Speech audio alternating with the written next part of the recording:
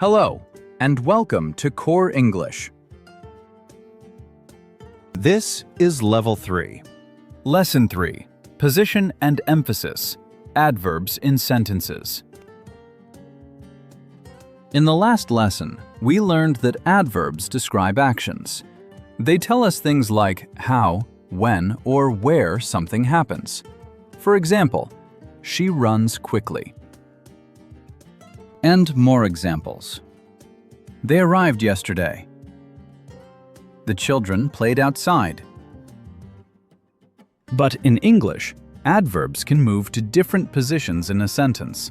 And when they move, the meaning stays the same, but the emphasis can change. Let's look at how this is done. Very often, adverbs come at the end of a sentence. For example, they arrived late. And more. She spoke softly. He finished the work quickly. This is one of the most common positions for adverbs in English. It clearly tells us how the action happened. Sometimes an adverb comes at the beginning of a sentence. For example, outside the wind was blowing strongly. And others. Yesterday, we visited the museum. Suddenly, the lights went out. When the adverb comes first, it often sets the scene or draws attention to the information. Some adverbs often appear before the main action word, the main verb. For example, they quietly opened the door. She quickly finished the work.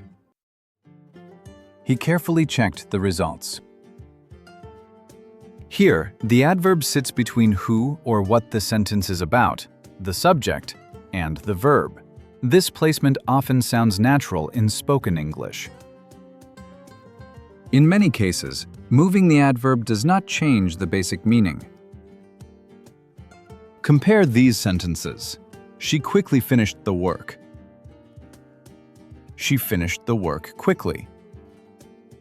Both sentences mean almost the same thing, but the focus feels slightly different. In the first sentence, the speaker highlights how she finished. In the second, the sentence simply ends with the description.